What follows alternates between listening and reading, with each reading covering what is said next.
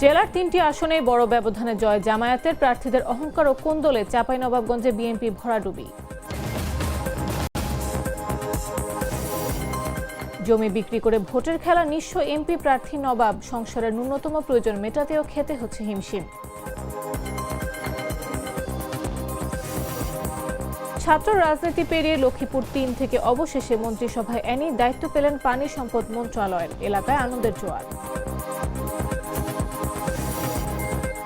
ময়মনসিংহে রমজানে সবজি মুরগির দামে নাভিশ্বাস ক্রেতাদের, কিশোরগঞ্জে 10 টাকা লিটারে দুধ বিক্রি করছে জেসি এগ্রো ফার্ম।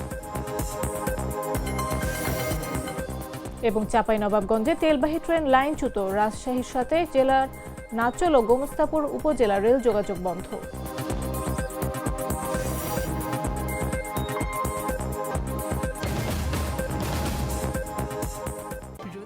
দেশজুড়ে সংবাদে সবাইকে আমন্ত্রণ, সাথে আছে আমি নাফিস আব্দুল্লাহ। সাধারণ খাবার এখন হবে অসাধারণ, প্রাণ স্বাদের মশলা, স্বাদ বাড়ায়, ঘ্রাণ ছড়ায়। একসময় চাঁপাইনবাবগঞ্জ ছিল বিএনপির শক্ত ঘাঁটি। টানা কয়েকটি নির্বাচনে জেলার একাধিক আসনে জয় পেয়েছিল দলটি, কিন্তু ত্রয়োদশ জাতীয় সংসদ নির্বাচনে সে চিত্র পুরোপুরি বদলে গেছে। জেলার 3টি আসনে বড় ব্যবধানে জয় পেয়েছে জামাত ইসলামী। বিএনপির এই ভরাডুবির পেছনে উঠে এসেছে প্রার্থীদের অহংকার, অভ্যন্তরীণ কোন্দল এবং সাংগঠনিক দুর্বলতার অভিযোগ। বিস্তারিত জাগটিস রিপোর্টে। রাজনৈতিকভাবে গুরুত্বপূর্ণ চাঁপাইনবাবগঞ্জ জেলা দীর্ঘদিন ধরে বিএনপির শক্ত ঘাঁটি হিসেবে পরিচিত ছিল। জাতীয় সংসদ ও স্থানীয় সরকার নির্বাচনে দলটির শক্ত অবস্থান ছিল স্পষ্ট। কিন্তু এবারের নির্বাচনে জেলার 3টি আসনেই বড় ব্যবধানে পরাজিত হয়েছে বিএনপি। এতে স্থানীয় নেতাকর্মীদের মধ্যে হতাশা ও ক্ষোভ তৈরি হয়েছে। স্থানীয় নেতাদের অভিযোগ, মনোনয়ন পাওয়া প্রার্থীরা তৃণমূল নেতাকর্মীদের সঙ্গে সমন্বয় করেননি এবং সাধারণ মানুষের সঙ্গে নিয়মিত যোগাযোগ রাখেননি। এতে সাংগঠনিক দুর্বলতা আরও প্রকট হয়ে ওঠে। আমরা চাইলাম যে একসাথে আমরা ঐক্যবদ্ধভাবে আমরা কাজ করব এবং চাঁপাইনবাবগঞ্জের জেলাতে যে 3টা সিট আছে 3টা সিটকে আমরা পাস করাবো। কিন্তু আমাদের মধ্যে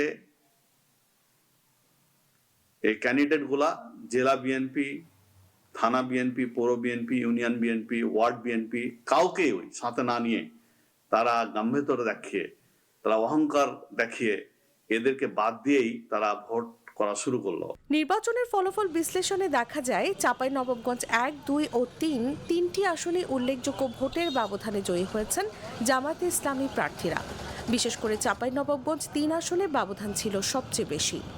স্থানীয়দের মতে প্রার্থীদের অহংকার, অভ্যন্তরীণ কোন্দল এবং তৃণমূলের সঙ্গে দূরত্বই এই পরাজয়ের অন্যতম কারণ। যারা আওয়ামী লীগের সময় সুবিধাভোগী ছিল তাদেরকে আশেপাশে বসিয়ে নিয়ে তারা ভোট শুরু করলো। এখানে যেমন বিএনপির নেতাকর্মীরা অনেক কষ্ট পেয়েছে যে আমি আন্দোলন সংগ্রামে ছিলাম, আজকে আমি ভোটে থাকতে পারছি না, আমি আজকে নেতার পাশে যেতে পারতেছি না, নেতার পাশে বসতে পারছি না। অথচ যে আওয়ামী লীগ আমাদেরকে 17 বছর জ্বালিয়েছে, পুড়িয়েছে, আমরা যাদের জন্য ঘর ছাড়া হয়েছি, বাড়ি ছাড়া হয়েছি, গুমের শিকার হয়েছি, খুনের শিকার হয়েছি, তারাই আজকে ওই এমপি ক্যান্ডিডেটের পাশে বসে আজকে নির্বাচন করছে, ধানের শীষের ভোট চাইছে। এটা তো মেনে নেওয়া যায় না। এটা একটা ক্ষোভ ছিল। আর একটা জিনিস ছিল যে ঐক্যবদ্ধ না করতে পারা। স্থানীয় বিএনপি নেতারা বলছেন সংগঠনকে পুনর্গঠন এবং তৃণমূল নেতাকর্মীদের সক্রিয় করতে না পারলে ভবিষ্যতেও একই পরিস্থিতি তৈরি হতে পারে। দীর্ঘদিনের শক্ত ঘাঁটিতে এই পরাজয় দলটির জন্য বড় সতর্কবার্তা হিসেবে দেখছেন তারা। নিউজ ডেস্ক, জাগো নিউজ। নির্বাচন এলে নিজের জায়গা জমি বিক্রি করে প্রার্থী হন চাঁপাইনবাবগঞ্জের শিবগঞ্জ উপজেলার নবাব শামসুল হুদা। বারবার নির্বাচনে অংশ নেওয়ার কারণে তার পরিবার জীবনযাত্রায় চরম সংকটে পড়েছে। পরিবারের সদস্যরা বলছেন সংসারের ন্যূনতম প্রয়োজন মেটাতেও হিমশিম খেতে হচ্ছে। বিস্তারিত জাগটিস রিপোর্টে। নবাব শামসুল হুদা শিবগঞ্জ উপজেলার শ্যামপুর ইউনিয়নের পূর্ব শ্যামপুর গ্রামের বাসিন্দা। এর আগে তিনি দুবার ইউনিয়ন পরিষদ চেয়ারম্যান পদে এবং 2018 সালে জাতীয় সংসদ নির্বাচনে অংশ নিয়েছেন। তবে কোনো নির্বাচনে তিনি 150 ভোটের বেশি পাননি। এবার বাংলাদেশ ইসলামী ঐক্যফ্রন্ট থেকে চাঁপাইনবাবগঞ্জ 1 আসনে ত্রয়োদশ জাতীয় সংসদ নির্বাচনে প্রতিদ্বন্দ্বিতা করেছেন। নিজের প্রার্থিতা নিয়ে নবাব শামসুল হুদা বলেন, আল্লাহর ইচ্ছেতেই আমি বারবার নির্বাচন করি, জয় পরাজয় আল্লাহর হাতে। নির্বাচিত হলে তিনি এলাকায় কিছু কালভার্ট ও সড়ক উন্নয়নের প্রতিশ্রুতি দিয়েছেন, কিন্তু প্রচারণা চালাননি। আমার নাম নবাব, আমার দলের নাম বাংলাদেশ ইসলামী ফ্রন্ট। আমার দলের দলীয় প্রতীক মার্কা মোমবাতি। যদি মহান আল্লাহ আমাকে কবুল করে তাহলেই কিন্তু আমি পাস করতে পারবো। যদি মহান রব্বুল আলামিন আমাকে কবুল করে তাহলে আমি কিন্তু পাস করতে পারবো। আমার এখানে কোনো ক্ষমতা নেই। নির্বাচন এলেই জমি বিক্রি করে প্রার্থী হওয়ায় তার সংসার চলা কঠিন হয়ে পড়েছে। শ্রী সুলতানা বেগম বলছেন, সংসারে শান্তি এবং বেঁচে থাকার মতো কিছু নেই। নির্বাচনের সময় পরিবারে নিয়মিত অশান্তি ও ঝগড়া সৃষ্টি হয়। ও ভোট করেছে একবার এমপিতে, দুবার চেয়ারম্যানে, ভোট পায়নি। ভোট ওকে কেউ দেয় না, ও কারোর কাছে ভোটও চায় না। হ্যাঁ, নিজের মন মতন ভোট করে। আর জমি জামা যা ছিল বিক্রি করে শেষ করে দিয়েছে, এখন কিছু নাই, আর শূন্য। মানে নবাব শামসুল হুদা ওনার নাম, আমার চাচাতো ভাই, আমার বাড়ির সামনে বাড়ি। তো উনি আপনার এই যে ভোট করার একটা নেশা, আপনার জমি জমা যা ছিল 8-10 বিঘা জমি ছিল, বাপের অংশ পেয়েছিল, সব বেচে কিনে আপনার এগুলো করে বেড়েছে। শিবগঞ্জ উপজেলা নির্বাচন কর্মকর্তা কাজল রানা জানান, আইন অনুযায়ী যোগ্যতা থাকলে প্রার্থিতা বাতিল করা সম্ভব নয়। ব্যক্তিগত পারিবারিক আপত্তি কমিশনের এখতিয়ারের বাইরে। নব আমার প্রতিবেশী, আমার চাচাতো ভাই। তার আর্থিক অবস্থা খুব দুর্বল, তার সাংসারিক এত মনোযোগ নাই। এই ব্যাপারে তার স্ত্রী তার প্রার্থিতা বাতিল করতে চাইছে। তার সংসার ছেলে মেয়ের ভরণ পোষণ কিছু দায়িত্ব ভার বহন করা না। ও অফিসার বলে গেল যে আপনারা, যাই হোক, এটা তো খুব ভালো পরিচিত লোক, এরকম ভাষায় কথা বলছে, যেটা আমার চাচা। তো আমি আগে সিগনেচার দিয়েছি, তারপর ও আগে দিয়েছে, তারপর আমি দিয়েছি, তারপর আমার চাচা দিয়েছি। তো যাই হোক, বললো যে এই নমিনেশন বাতিল করতে হলে টিওন অফিসে বরাবর একটা লিখিত দরখাস্ত দিতে হবে, আর কিছু কথা থাকলে তোমাকে টিওন অফিসের আগে দিয়ে কিন্তু বলতে হবে, নোট করলি। শামসুল হুদা নবাব আমার চাচা, আমার বাপ, আর উনি হলো নিজের চাচাতো ভাই। ইনি মনে করেন যে 4-5 বছর যাবৎ ভোট নিয়ে মাতামাতি করে খুব প্রচুর পরিমাণে, কিন্তু এলাকার জনগণ তাকে সমর্থন করে না। সুশাসন বিশ্লেষক ও সুজন জেলা শাখার সভাপতি মোহাম্মদ আসলাম কবির বলেন, সংবিধান অনুযায়ী নির্বাচনে অংশ নেওয়া নাগরিক অধিকার, তবে বাস্তবতা ও আইন সম্পর্কে সচেতন থাকা জরুরি। দেখুন, উনি বাংলাদেশের নাগরিক, সুতরাং বাংলাদেশের সংবিধান অনুযায়ী তার ভোট করার অধিকার আছে। এই ধরনের ব্যক্তিরা ভোটে অংশগ্রহণ করে সে নিজে যেমন অর্থনৈতিকভাবে ক্ষতিগ্রস্ত হয়, রাষ্ট্রকে সে অর্থনৈতিকভাবে ক্ষতিগ্রস্ত করে। তার জন্য এক্সট্রা বা বেশি ব্যালট পেপার ছাপাতে হয় এবং রাষ্ট্রের। নিউজ ডেস্ক, জাগো নিউজ। দীর্ঘ রাজনৈতিক অভিজ্ঞতার পর প্রথমবারের মতো মন্ত্রী হিসেবে শপথ নিয়েছেন শহীদুদ্দিন চৌধুরী অ্যানি। মঙ্গলবার জাতীয় সংসদের দক্ষিণ প্লাজায় আয়োজিত অনুষ্ঠানে রাষ্ট্রপতি মোহাম্মদ শাহাবুদ্দিন তাকে শপথ বাক্য পাঠ করান।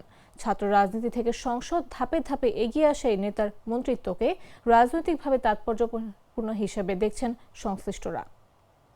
শহীদুদ্দিন চৌধুরী অ্যানি প্রথমবারের মতো মন্ত্রী হিসেবে শপথ নিয়েছেন। মঙ্গলবার বিকেলে জাতীয় সংসদের দক্ষিণ প্লাজায় আয়োজিত অনুষ্ঠানে রাষ্ট্রপতি মোহাম্মদ শাহাবুদ্দিন তাকে শপথ বাক্য পাঠ করান। ছাত্রজীবন থেকেই রাজনীতিতে সক্রিয় অ্যানি 1980-র দশকে ছাত্রদলের রাজনীতির মাধ্যমে আত্মপ্রকাশ করেন। ঢাকা বিশ্ববিদ্যালয় কেন্দ্রিক ছাত্র রাজনীতিতে তিনি ডাকসুর সদস্য, ভিপি এবং একাধিক গুরুত্বপূর্ণ পদে দায়িত্ব পালন করেছেন। 1996 থেকে 98 সালে ছাত্রদলের কেন্দ্রীয় সভাপতি হিসেবে নেতৃত্ব দেন তিনি। শহীদুদ্দিন চৌধুরী 2001 সালে প্রথমবার সংসদ সদস্য হিসেবে নির্বাচিত হওয়ার পর বিভিন্ন সংসদীয় স্থায়ী কমিটিতে দায়িত্ব পালন করেন। 2026 সালের নির্বাচনে তৃতীয়বারের মতো এমপি হয়ে পান 1,33,765 ভোট। দলীয় রাজনীতি, সংসদীয় অভিজ্ঞতা ও সাংগঠনিক দক্ষতার সমন্বয়ে অ্যানির মন্ত্রিত্বকে বিএনপির জন্য কৌশলগত বার্তা হিসেবে দেখছেন বিশ্লেষকরা। তুষার ইসলাম, জাগো নিউজ। শপথের আনুষ্ঠানিকতা শেষ হতে মাঠে নেমেছেন মাগুরা 1 আসনের নবনির্বাচিত সংসদ সদস্য মনোয়ার হোসেন খান। এলাকায় দায়িত্ব পালনে সক্রিয় ভূমিকা পালন করেছেন তিনি।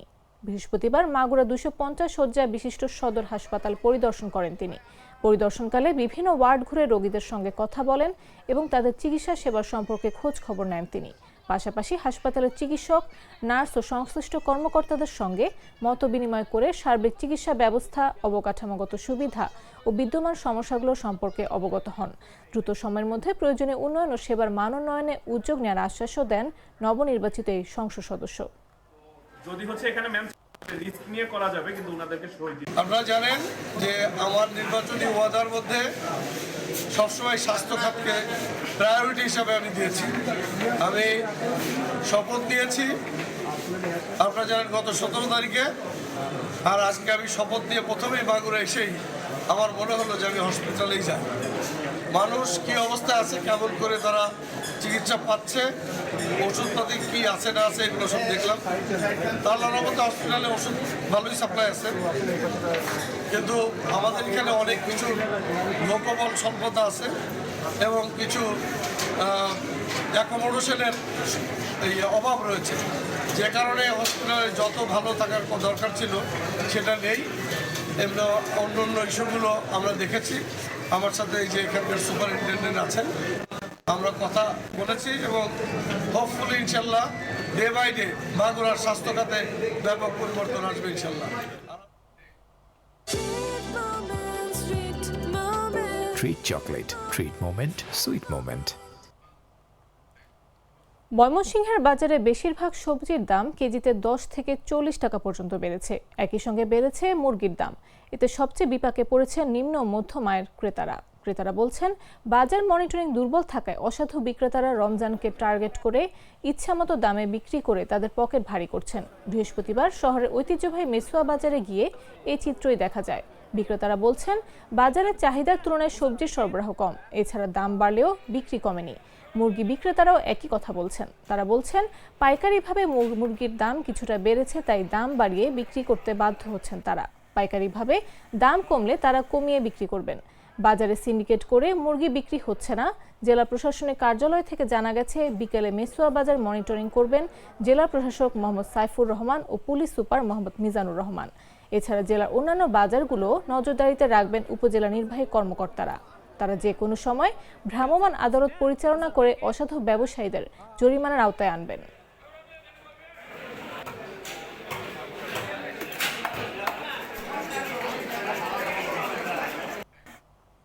এদিকে রমজান মাসে নিম্ন আয়ের মানুষের পাশে দাঁড়াতে ব্যতিক্রমী উদ্যোগ নিয়েছে কিশোরগঞ্জের করিমগঞ্জ উপজেলার নিয়ামতপুর রৌহা গ্রামের জেসি অ্যাগ্রো ফার্ম। রমজান জুড়ে খামারটির উৎপাদিত দুধ মাত্র 10 টাকা লিটার দরে বিক্রি করা হচ্ছে। বৃহস্পতিবার সকাল 10টা থেকে কার্যক্রম শুরু হয়। প্রথম দিন থেকেই খামারে নারী পুরুষের ভিড় লক্ষ্য করা যায়। অনেকে 10 টাকায় দুধ নিয়েছেন, আবার কেউ কেউ বিনামূল্যেও পেয়েছেন। প্রতিদিন সর্বোচ্চ 90 জনকে 1 লিটার করে দুধ দেওয়া হবে বলে জানিয়েছে কর্তৃপক্ষ। রমজানের শুরুতেই এমন উদ্যোগ এলাকায় ইতিবাচক সাড়া ফেলেছে। স্থানীয়দের মতে, নিত্য প্রয়োজনীয় পণ্যের মূল্য বৃদ্ধির এই সময় এ ধরনের মানবিক উদ্যোগ অন্যদেরকেও অনুপ্রাণিত করবে।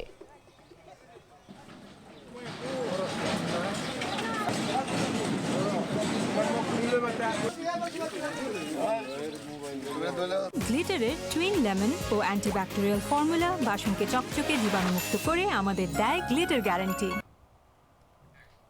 চাঁপাইনবাবগঞ্জের আমনুরা রেলওয়ে স্টেশন এলাকায় তেলবাহী একটি ট্রেন লাইনচ্যুত হওয়ায় রাজশাহীর সঙ্গে জেলার নাচল ও গোমস্তাপুর উপজেলার রেল যোগাযোগ বন্ধ রয়েছে। বৃহস্পতিবার ভোরে এই দুর্ঘটনা ঘটে। Amnura railway station master Hasibul Islam জানান, আমনুরা বিদ্যুৎ কেন্দ্রের উদ্দেশ্যে ছেড়ে আসা ট্রেনটির মোট 30টি তেলবাহী ওয়াগনের মধ্যে 4টি লাইনচ্যুত হয়। তবে প্রাথমিকভাবে লাইনচ্যুত হওয়ার সুনির্দিষ্ট কারণ জানা যায়নি। দুর্ঘটনার ফলে রাজশাহীর সঙ্গে চাঁপাইনবাবগঞ্জের নাচল ও গোমস্তাপুর উপজেলার ট্রেন চলাচল বন্ধ রয়েছে। তিনি আরও জানান, ভোর 5টার দিকে ট্রেনটি লাইনচ্যুত হয়। বিষয়টি তাৎক্ষণিকভাবে ঊর্ধ্বতন কর্তৃপক্ষকে জানানো হয়েছে। লাইনচ্যুত বগি উদ্ধারে কাজ চলছে এবং পরিস্থিতি স্বাভাবিক করতে সংশ্লিষ্টরা কাজ করছে।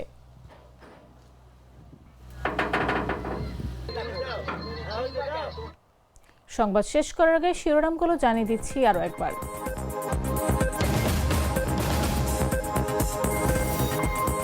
জেলার 3টি আসনেই বড় ব্যবধানে জয় জামায়াতের। প্রার্থীদের অহংকার ও কোন্দলে চাঁপাইনবাবগঞ্জে বিএনপির ভরাডুবি। জমি বিক্রি করে ভোটের খেলা নিঃস্ব এমপি প্রার্থী নবাব। সংসারের ন্যূনতম প্রয়োজন মেটাতেও খেতে হচ্ছে হিমশিম। ছাত্র রাজনীতি পেরিয়ে লক্ষ্মীপুর ৩ থেকে অবশেষে মন্ত্রিসভায় অ্যানি দায়িত্ব পেলেন পানি সম্পদ মন্ত্রণালয়ের। এলাকায় আনন্দের জোয়ার। ময়মনসিংহে রমজানে সবজি মুরগির দামে নাভিশ্বাস ক্রেতাদের। কিশোরগঞ্জে 10 টাকা লিটারে দুধ বিক্রি করছে জেসি অ্যাগ্রো ফার্ম। এবং চাঁপাইনবাবগঞ্জে তেলবাহী ট্রেন লাইনচ্যুত। রাজশাহীর সঙ্গে জেলার নাচল ও গোমস্তাপুর উপজেলার রেল যোগাযোগ বন্ধ।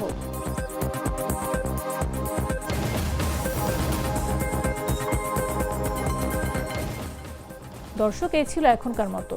এরপর দেখবেন সন্ধ্যা 7টা নিউজ। প্রতি মুহূর্তের সর্বশেষ খবর পেতে ভিজিট করুন jagonews24.com, ফলো করুন আমাদের ভেরিফাইড ফেসবুক পেজ এবং সাবস্ক্রাইব করুন জাগো নিউজের ইউটিউব চ্যানেল। এতক্ষণ সাথে থাকার জন্য ধন্যবাদ সবাইকে।